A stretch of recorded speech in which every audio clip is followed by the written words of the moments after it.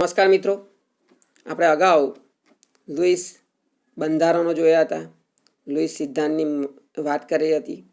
હવે આપણે આજે અગાઉ VSEPR સિદ્ધાંત વિશે જોવાના છે.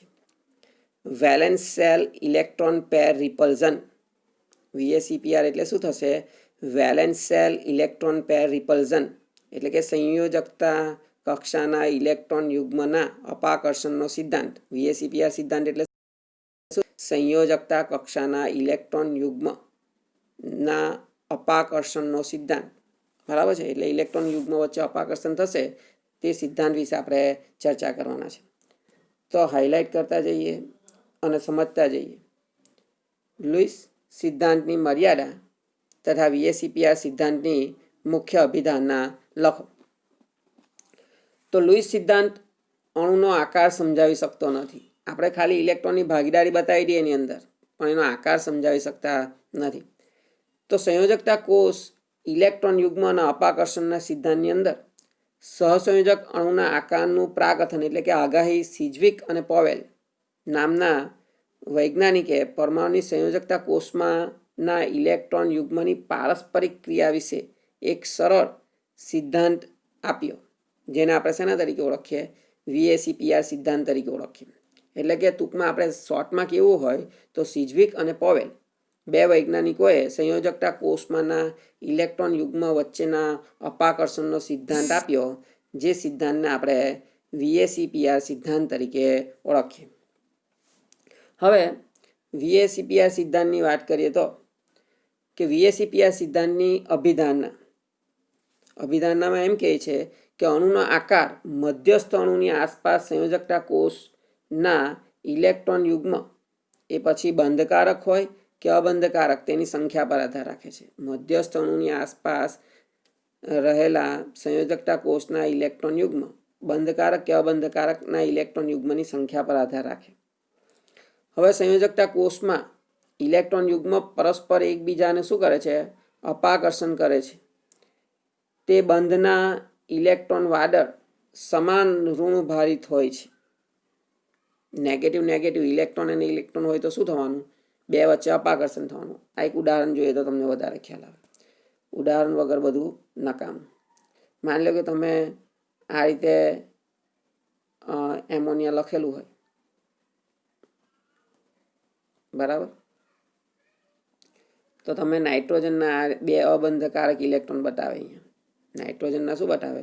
બે અબંધકારક ઇલેક્ટ્રોન બતાવે આ રીતે, બરાબર? હવે માની લો કે તમે પાણી બતાવે તો ઓક્સિજન પર બે ઇલેક્ટ્રોન યુગ્મ બતાવે. પેલા બે અબંધકારક ઇલેક્ટ્રોન બતાવે, આમાં બે અબંધકારક ઇલેક્ટ્રોન યુગ્મ બતાવે, એટલે ટોટલ 4 ઇલેક્ટ્રોન બતાવ્યા કે જેને બંધ નિર્માણમાં ભાગ લીધું નથી. ઓક્સિજન મધ્યસ્થ પરમાણુ છે. ઓક્સિજન કેવો છે? મધ્યસ્થ પરમાણુ છે. હવે આ બે વચ્ચે શું થવાનું? ઇલેક્ટ્રોન આ પણ નેગેટિવ ચાર્જ ધરાવે, આ પણ કેવો ચાર્જ ધરાવે? નેગેટિવ ચાર્જ ધરાવે. અને નેગેટિવ ચાર્જ ધરાવતા હોવાથી બે વચ્ચે શું થવાનું છે? અપાકર્ષણ થાય. અપાકર્ષણ થાય એટલે એકબીજાને શું કરે? દૂર ધકેલે. અપાકર્ષણ થાય તો એકબીજાને શું કરે છે? દૂર ધકેલે. એટલે દૂર ધકેલે એટલે આપણે એમ કહી શકીએ કે એકબીજાથી જો દૂર ધકેલે તો આ આમ જશે અને આ તરફ જશે. એટલે બંધકોણ એમ sp3 સંકરણ હોય તો 109 ડિગ્રી 28 મિનિટની નજીક થાય, પણ આમાં બંધકોણ ઘટી જાય અને 104.5 થઈ જાય. બરાબર? પાણીમાં બંધકોણ ઘટી જાય. તો આમ ટૂંકમાં આ સિદ્ધાંતની અહીં આપણે આવી ચર્ચા કરવાના છે કે ઇલેક્ટ્રોન વચ્ચે શું થાય છે? ઋણ વિદ્યુત ભાર હોય, અને ઋણ વિદ્યુત ભાર હોવાને કારણે તેઓ એકબીજાને અપાકર્ષે છે. ફરીથી પાછો પહેલા સિદ્ધાંતની વાત કરીએ. અણુનો આકાર મધ્યસ્થ પરમાણુની આસપાસના સંયોજકતા કોષના ઇલેક્ટ્રોન યુગ્મ તે બંધકારક હોય કે અબંધકારક તેની સંખ્યા પર આધાર રાખે. બીજું, સંયોજકતા કોષમાં ઇલેક્ટ્રોન યુગ્મ પરસ્પર એકબીજાનું અપાકર્ષણ કરે, કારણ કે તે બધામાં ઇલેક્ટ્રોન વાદળ સમાન ઋણભારિત હોય છે, બધા નેગેટિવ હોવાના. આ બધા જ ઇલેક્ટ્રોન યુગ્મ અવકાશમાં એવી રીતે ગોઠવાય કે જેથી તેમની વચ્ચેનું અપાકર્ષણ ઓછું થાય. પેલા મેં તમને અત્યારે બતાવ્યું તેમ આકૃતિમાં કે આ રીતે અબંધકારક હોય, આમ અબંધકારક હોય આ રીતે આ ઇલેક્ટ્રોન બતાવેલા હોય. અત્યારે ખાલી અબંધકારક, તો આ એકબીજાને દૂર ધકેલે, અપાકર્ષણ થાય, કારણ કે આ બી નેગેટિવ ચાર્જ આ પણ નેગેટિવ છે.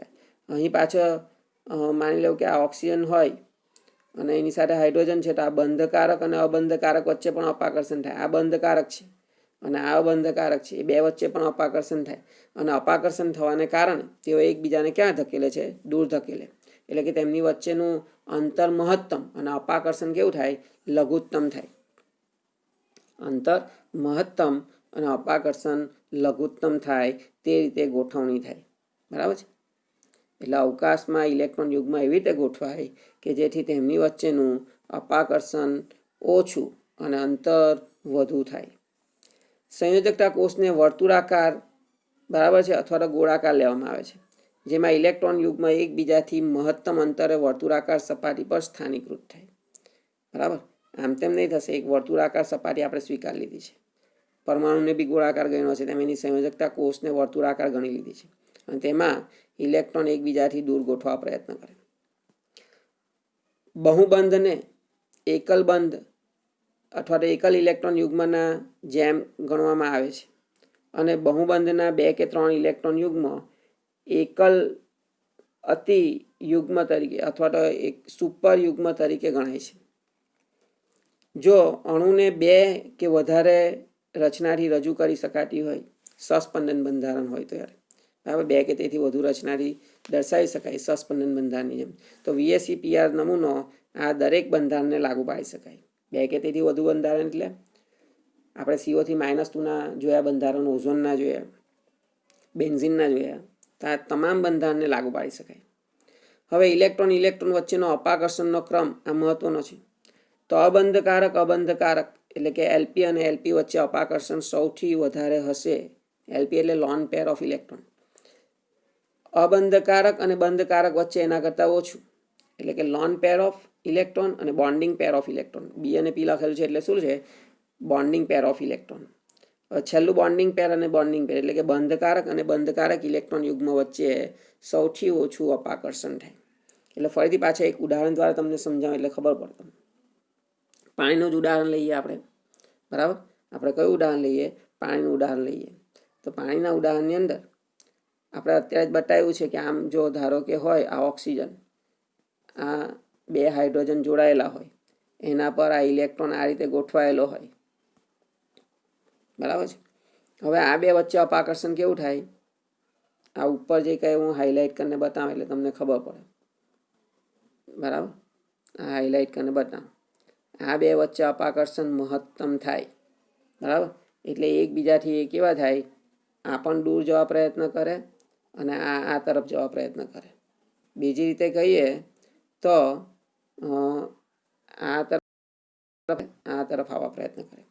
પણ હવે આ બોન્ડિંગ પેર, આ બંધકારક ઇલેક્ટ્રોન આની અંદર હશે અને આ અબંધકારક છે. તો આ 2 વચ્ચે પણ શું થાય છે? અપાકર્ષણ થાય છે. આ 2 વચ્ચે, એટલે આ 2 પણ શું થાય? એકબીજાથી થોડું આ દૂર જાય, આ તરફ જાય. પણ આ 2 વચ્ચે તો વધારે અપાકર્ષણ છે. સૌથી વધારે અપાકર્ષણ અબંધકારક અને અબંધકારક વચ્ચે છે. એટલે આ હાઇડ્રોજન 2 કઈ તરફ દબાય? નીચે તરફ દબાઈ જાય. આમ થોડા સાંકડા થઈ જાય. બરાબર. એટલે આમ આ પ્રકારે બંધ રચાય. એટલે સૌથી વધારે કોની વચ્ચે અપાકર્ષણ? તો અબંધકારક અબંધકારક. પછી કોના વચ્ચે? તો આ અબંધકારક અને બંધકારક વચ્ચે. અને સૌથી ઓછું આ 2 બંધકારક વચ્ચે સૌથી ઓછું અપાકર્ષણ થાય. બરાબર. તો આમ VSEPR નમૂના દ્વારા અણુનો ચોક્કસ આકાર જાણી શકાય છે. બરાબર મિત્રો. ત્યાર પછી આગળના મુદ્દાની જો આપણે વાત કરીએ તો એની અંદર VSEPR સિદ્ધાંતમાં નાઇલ હોલ્મ અને ગિલેસ્પીએ નો ફાળો જણાવો અથવા તો તેમણે શું નવી માહિતી આપી તેની વાત કરીએ છીએ. તો તેને પણ થોડું હાઇલાઇટ કરી દઈએ કે VSEPR સિદ્ધાંતમાં નાઇલ હોલ્મ અને ગિલેસ્પીનો ફાળો સમજાવો. તો નાઇલ હોલ્મ અને ગિલેસ્પી એ VSEPR નમૂનાને પુનઃવ્યાખ્યાયિત કર્યો. એને શું કર્યું? પુનઃવ્યાખ્યાયિત કર્યો અને ઇલેક્ટ્રોનના અબંધકારક યુગ્મ અને બંધકારક યુગ્મ વચ્ચેનો અગત્યનો ભેદ સમજાવ્યો. બંધકારક અને અબંધકારક. અત્યારે જ મેં તમને વાત કરી કે બંધકારક અને અબંધકારકમાં અપાકર્ષણ કેવું થાય અને કઈ રીતે થાય અને આકાર તેના પર જ આધારિત છે. તો આમ તેમની વચ્ચેનો ભેદ સમજાવ્યો. અબંધકારક ઇલેક્ટ્રોન યુગ્મ પરમાણુ ઉપર સ્થાનાંતરિત હોય છે પણ દરેક બંધકારક ઇલેક્ટ્રોન યુગ્મ બંને પરમાણુ વચ્ચે ભાગીદારી કરેલી હોય છે. પેલો અબંધકારક હોય તે તો એક જ પરમાણુ પર હોવાનો, પણ બંધકારક છે તે બંને વચ્ચે ભાગીદારી કરેલી હોય.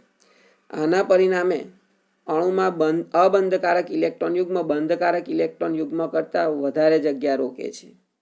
એટલે પેલી તો ભાગીદારી કરેલી છે કોઈ બંધકારકે, તેથી અબંધકારક બંધકારક કરતાં વધારે જગ્યા રોકે અને ઇલેક્ટ્રોનના અબંધકારક યુગ્મોની વચ્ચે, એટલે કે અબંધકારક અને અબંધકારક વચ્ચે સૌથી વધારે અંતર હોય, ત્યારબાદ અબંધકારક અને બંધકારક વચ્ચે, અને છેલ્લે બંધકારક અને બંધકારક યુગ્મ વચ્ચે અંતર હોય. એટલે કે ટૂંકમાં કહી શકીએ તો અપાકર્ષણ સૌથી વધારે લોન પેર એટલે કે અબંધકારક વચ્ચે, અને સૌથી ઓછું કોની વચ્ચે હોય?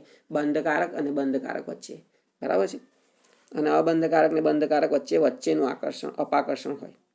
તો આ અપાકર્ષણની અસર અણુઓના આદર્શ આકાર અને અણુઓના બંધકોણના ફેરફારમાં વિચલનને કારણે પરિણમે છે, અથવા વિચલનમાં પરિણમે. એટલે બંધમાં ફેરફાર થાય. મેં તમને કીધું તેમ પાણીનો બંધકોણ 109 ડિગ્રી 28 મિનિટ હોવો જોઈએ, પણ તેની જગ્યાએ કેટલો છે? 104.5 અંશ.